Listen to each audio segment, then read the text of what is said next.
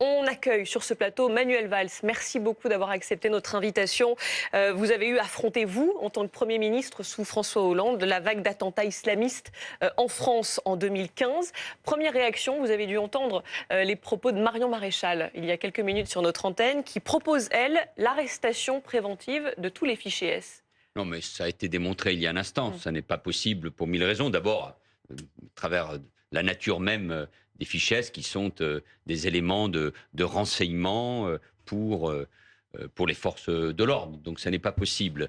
Mais moi, j'essaie de me placer dans ce moment-là, toujours dans la tête, dans l'esprit des Français. Parce que ces propositions-là, elles résonnent. Hein. Elles résonnent. Oui. Il y a une volonté d'être protégé. Ce que je veux dire d'abord, c'est que nous faisons face depuis des années, aujourd'hui, et demain sans doute davantage, à une masse de terroristes potentiels, de djihadistes, d'islamistes, et le nombre est évidemment massif, important, particulièrement inquiétant. C'est pour ça que je me concentre sur ces islamistes. C'est un mouvement mondial. Ce sont des organisations, une idéologie qui s'attaquent d'abord, pas seulement bien sûr, à l'Europe, parce qu'elles considèrent que nos pays européens sont faibles sur le plan démocratique, parce qu'il y a un état de droit et parce qu'il y a des communautés, on va les appeler ainsi, musulmanes, issues de l'immigration. Et c'est donc là, c'est sur ces pays-là que l'islamisme veut agir. Donc c'est nous. Vous dites qu'il faut faire plus. Mais il faut faire quoi aujourd'hui? Qu'est-ce qu'on peut faire de plus pour nous protéger mieux? Mais d'abord, parce qu'il y a une demande d'ordre, il y a une demande de protection et de mise à l'écart de nos compatriotes qu'il faut entendre. Bien sûr, beaucoup a été fait. Et le ministre de l'Intérieur a raison de rappeler que l'on a évité beaucoup d'attentats. La législation a évolué depuis 2012. J'étais ministre de l'Intérieur et j'ai fait voter une loi antiterroriste qui tenait compte des leçons que l'on avait tirées après les attentats en mars 2012 de Toulouse et de Montauban. Et parce qu'il y avait déjà eu des départs à l'été 2012, une trentaine, vers la Syrie et l'Irak, vers le Levant. Donc on a fait évoluer la loi. Mais ce n'est pas suffisant. Ça n'est pas. Il faut tirer à chaque fois les leçons. Donc moi, je ne suis pas contre le fait qu'on fasse évoluer la loi. Dans un état de droit, on peut faire évoluer la loi, on peut faire évoluer la Constitution. Je pense qu'il faut examiner. Je sais que c'est difficile. La proposition de Rachida Dati, qui consiste à dire qu'il faut judiciariser la fiche S pour islamisme. Alors, bien évidemment, ça ne sera pas uniquement à travers la fiche S, mais ça sera à travers... Il faut expliquer ce que ça veut dire à nos téléspectateurs. Judiciariser une fiche S. Ça veut dire, puisqu'on ne peut pas enfermer les gens qui ont, soi-disant, une fiche S, lettre de cachet que l'on pouvait aborder il y a un instant avant que les téléspectateurs C'était pendant la pub. Voilà, donc ça n'est pas possible. Mais les profils dangereux, je sais que c'est difficile et qu'il y a des arguments qui peuvent être opposés. Il y a toute une série de profils. Nous le voyons bien avec celui qui a commis l'attentat. Toutes les informations qui sont révélées soit par le procureur, soit par la presse, montrent qu'il était en contact avec tous ceux ou toutes celles qui ont participé à des opérations terroristes au cours de ces dernières années, que même s'il était suivi pour soins psychiatriques, il avait aussi, il a une détermination qu'il montre aux enquêteurs, à ceux qui sont aujourd'hui en train de l'interroger, une détermination, et il assume l'acte, donc une forme de cohérence, si on peut dire les choses ainsi. Donc, est-ce qu'on peut, sur ces profils-là, qui ont déjà été condamnés, qui représentent un véritable danger, est-ce qu'on peut aller plus loin? On l'accroche sur quoi? Judiciariser, ça veut dire qu'il faut qu'on trouve dans son parcours quelque chose qui soit délictuel. Mais je connais les limites. Et puis, sur quoi on l'accroche, Manuel Valls? Judiciariser, cela veut dire que ça se fait sous l'autorité du juge. Et que c'est lui qui prend... Mais à partir de quoi? À partir de ces éléments-là. Je veux dire, encore une fois, le fait qu'il y ait...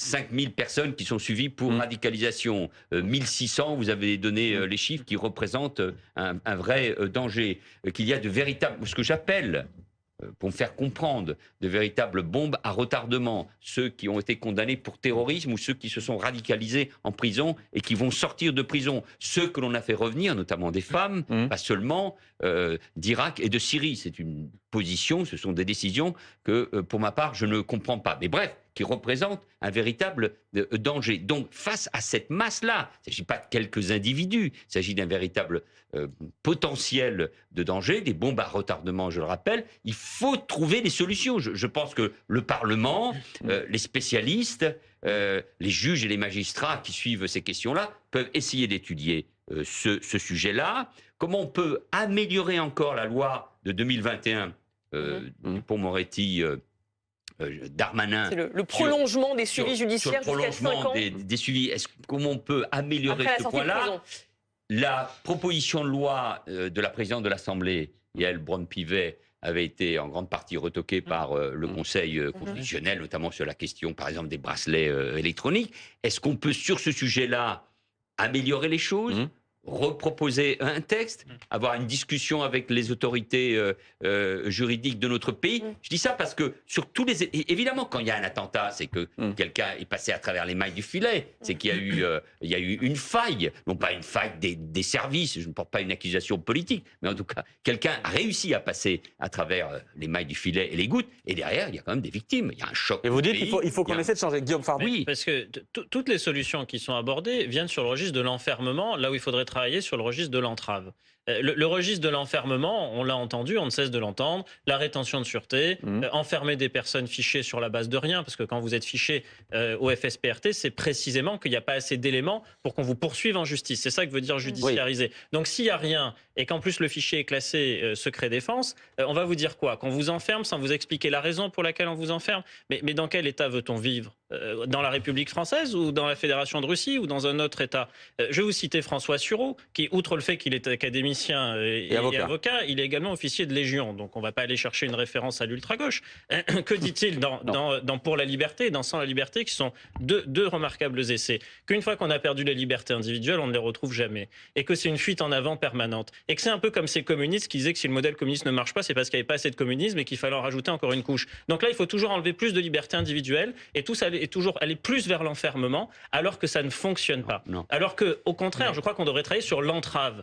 Si on veut entraver des djihadistes, commençons par réduire leur capacité à communiquer sur les réseaux sociaux. Parce que c'est là que se passe l'essentiel de la radicalisation. Il y a de la radicalisation en prison, il y a de la radicalisation dans les mosquées salafistes, il y a des prédicateurs, mais l'essentiel se passe sur les réseaux sociaux. Et si le phénomène s'est accéléré depuis une dizaine d'années, c'est parce que avant 2010, il n'y avait pas le même impact des réseaux sociaux qu'aujourd'hui. Et on ne fait pas assez en cette matière. On ne fait pas assez sur ce domaine. Et c'est là qu'il faudrait agir, parce qu'il n'est pas normal que des djihadistes continuent depuis de l'étranger à proférer des propos qui appellent à la haine et qui appellent au terrorisme, à recruter, à préparer des attentats et à revendiquer. Là, il y a un axe d'effort, c'est sur l'entrave, mais il faut arrêter avec cette chimère de fuite en avant sur l'enfermement, le grand enfermement. Ça ne conduit nulle part, si ce n'est à sortir de l'état de droit, et ce qui ne permet toujours pas de réduire le terrorisme. Mais moi, je ne propose pas de sortir de l'état de droit. Je ne dis pas vous, personnellement. Oui, mais si vous voulez, face à la menace décuplée, vous le connaissez bien, vous le savez bien, décuplée par la situation en Afghanistan.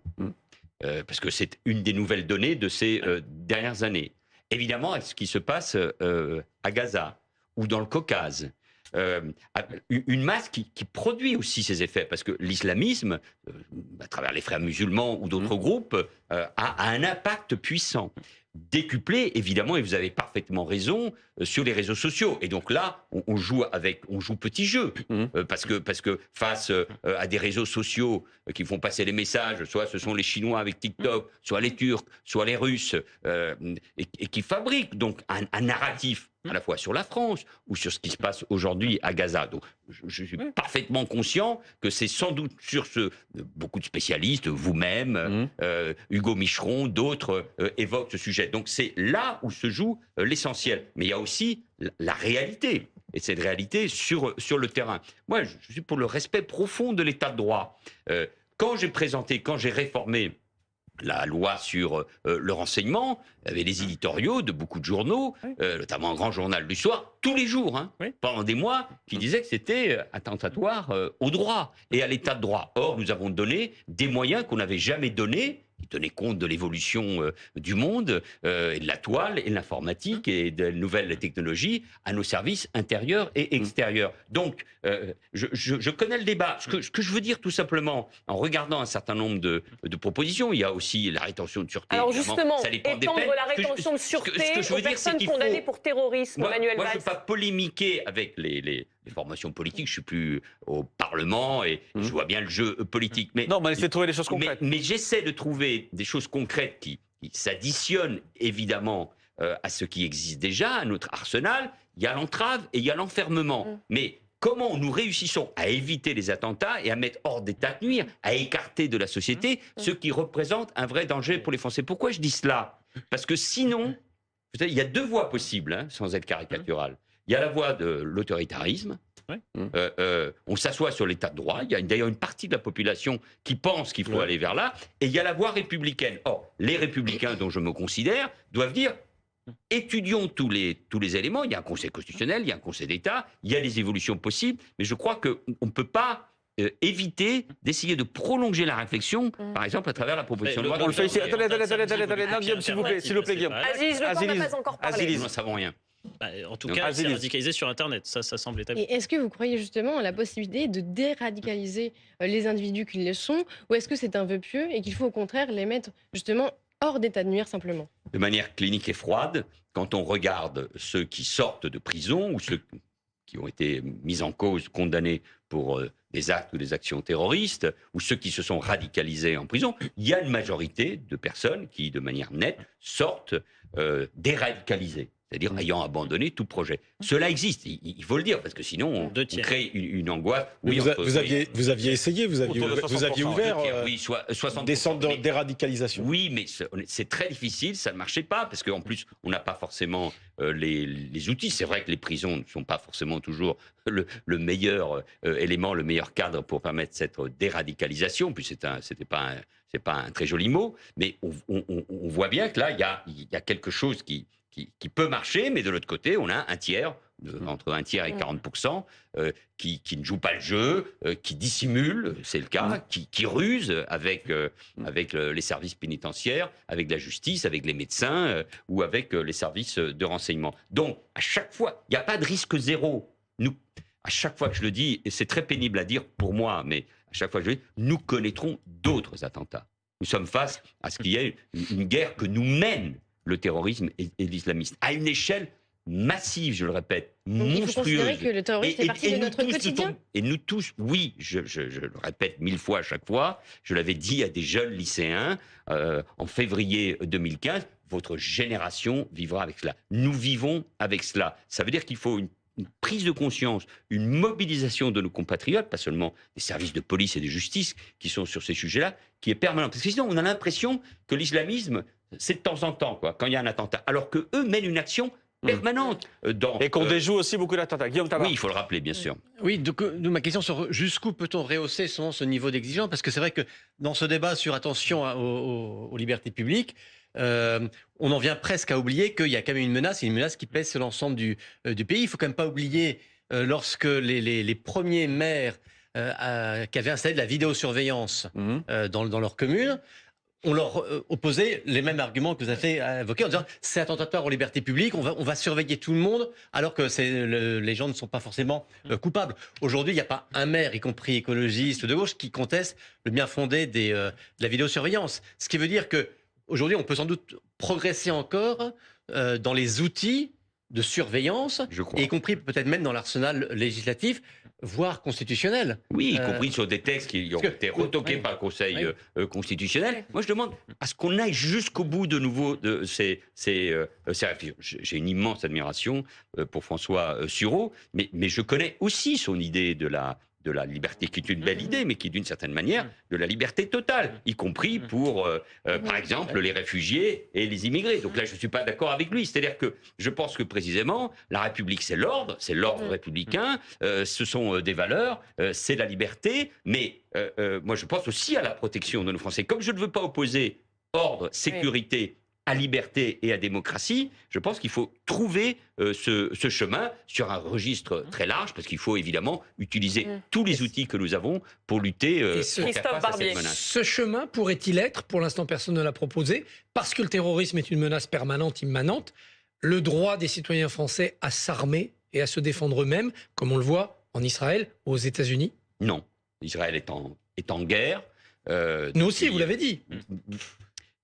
Non, je dis que le terrorisme nous mène une guerre. Et donc, forcément, nous cherchons un certain nombre d'outils. Nous avons, y compris, été amenés sur d'autres terrains, à l'étranger, à faire la guerre au terrorisme, à prendre des mesures extrêmement difficiles, courageuses. Le président Hollande, notamment, quand il s'agit, dans le cadre de la coalition, d'essayer d'en finir avec Daesh, avec l'État islamique, à Raqqa ou à Mossoul, par des moyens conventionnels. C'était le cas aussi, évidemment, au Sahel. Mais nous ne sommes pas dans un environnement proche, qui est celui que vit Israël, avec cette guerre. Nous n'avons pas la même tradition qui vient de très loin des États-Unis d'Amérique, d'ailleurs aussi avec toutes les conséquences que nous connaissons dans les lycées et les écoles. Ça serait pire que mieux. De ce grand pays. Oui, parce qu'en plus, je pense que les Français attendent beaucoup de l'État.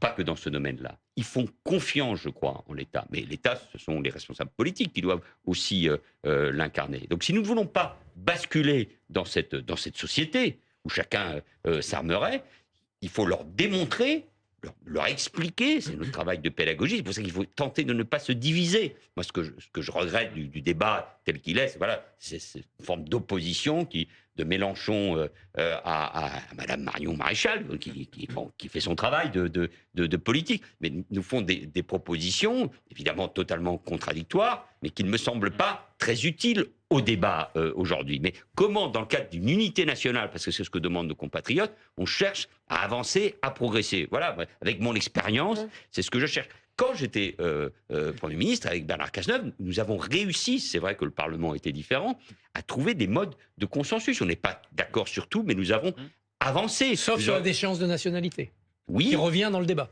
mais la déchéance de nationalité, c'était une manière de la consolider juridiquement dans la Constitution. Il y avait un aspect symbolique, les Français y étaient très favorables. Je regrette, contrairement à ce que dit ou écrit aujourd'hui le président de la République, François Hollande, mais c'est tout à fait son droit, que cela n'ait pas pu être mené jusqu'au bout. Mais la déchéance de nationalité, pour les binationaux condamnés pour terrorisme ou atteinte à la sûreté de l'État, aux intérêts fondamentaux de l'État, elle est appliquée. D'ailleurs, c'est une mesure qui va plutôt vite et qui passe par le Conseil d'État. Et ces derniers temps, encore, dernièrement, la Première ministre, Elisabeth Borne, et le ministre de l'Intérieur ont procédé à des déchéances de nationalité. Donc, on peut le faire et il faut le faire, bien évidemment. Et une mesure, on retiendra cette mesure que vous défendez, vous, c'est la judiciarisation des fichiers S. Merci beaucoup, Manuel Valls, d'être venu répondre à nos questions sur ce plateau.